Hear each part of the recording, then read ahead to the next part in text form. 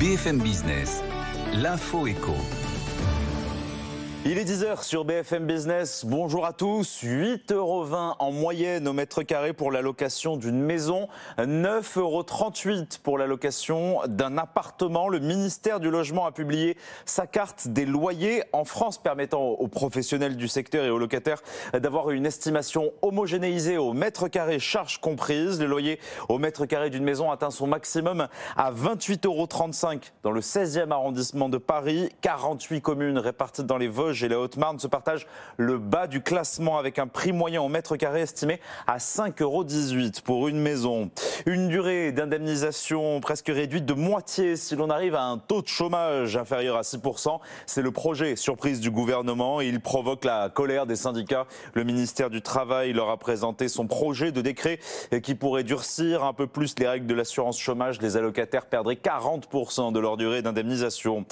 Malgré la triple épidémie de Covid, grippe et bronchiolite, les médecins généralistes sont de nouveau appelés à la grève à partir d'aujourd'hui et ce jusqu'à la fin de la semaine. Ils réclament notamment le doublement du tarif des consultations. Aéroports fermés, routes barrées et des coupures de courant massives. L'économie est à l'arrêt aux États-Unis, balayée par la tempête hivernale historique qui a fait au moins 32 morts. Le bilan s'est alourdi ce matin. 200 000 foyers américains ont passé le week-end de Noël à la bougie. L'épisode météorologique extrême pourrait coûter des milliards de dollars à l'économie américaine.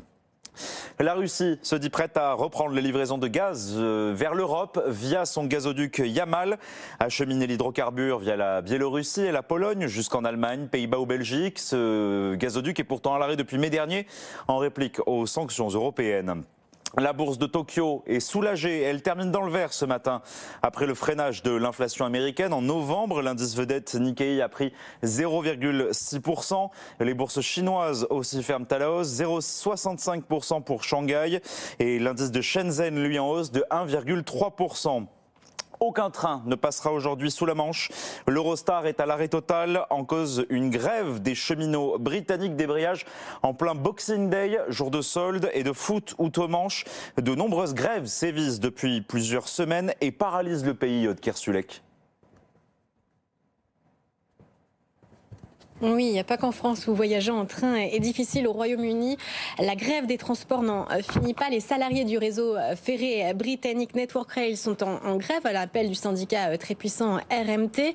Alors déjà depuis plusieurs jours, mais spécifiquement aujourd'hui, eh bien aucun train ne circule de l'autre côté de la Manche. Ça veut dire aussi aucun Eurostar. Le personnel de sécurité de l'Eurostar s'était mis en grève, avait lancé un appel, mais ils l'ont depuis retiré. Ils ont obtenu satisfaction, mais la grève des cheminots reste trop importante.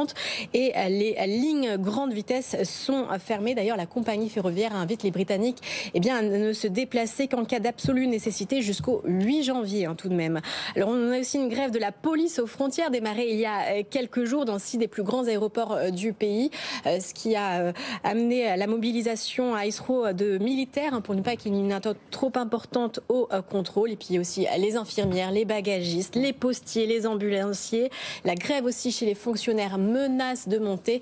On serait d'ici à la fin du mois à près d'1 million de travailleurs en grève pour ce Boxing Day que les Britanniques normalement attendent parce que c'est une période importante pour l'économie. Bien là, pas sûr qu'ils puissent se déplacer ou qu'ils aient envie aussi de consommer.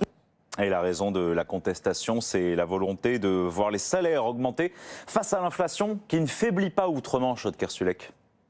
Oui, une inflation à 2 chiffres. Alors, le dernier chiffre, c'est 10,7% en novembre sur un an, après 11,1% en octobre. Alors d'ailleurs, dans ses premiers vœux, Charles III a adressé son soutien à ceux qui traversent une période de grande anxiété et de difficultés. Alors, la plupart des grévistes réclament des hausses de salaire d'une ampleur de 10% pour faire face au coût de la vie qui explose et surtout au coût de l'énergie. La confiance des consommateurs s'est quand même vraiment bien érodée.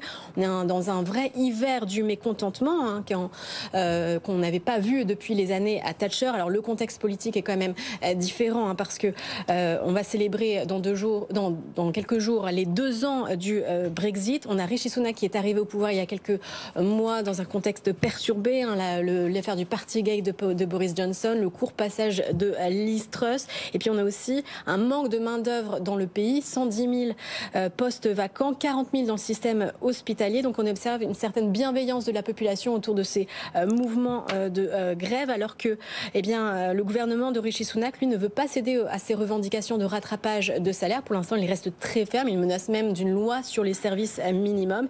Et puis le jeune Premier ministre est aussi accusé maintenant d'être sourd à la misère sociale, d'être hors sol.